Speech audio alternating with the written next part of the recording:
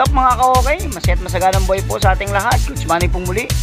And for today's video na gusto kong i-share sa inyo, meron akong challenge dito sa sarili ko.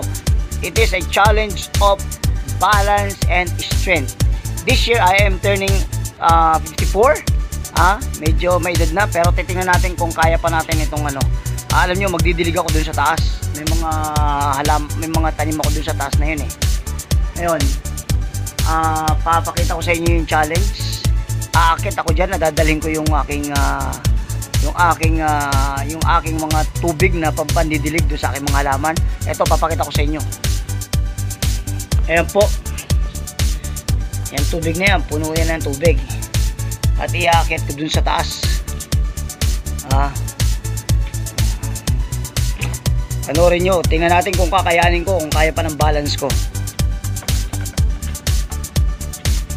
Panoorin nyo ha.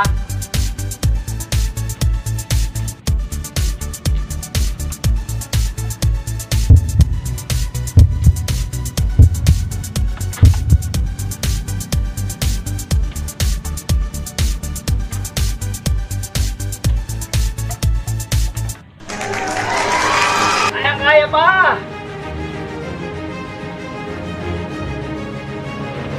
Yun, nakita nyo, di ba? Kaya ko pa.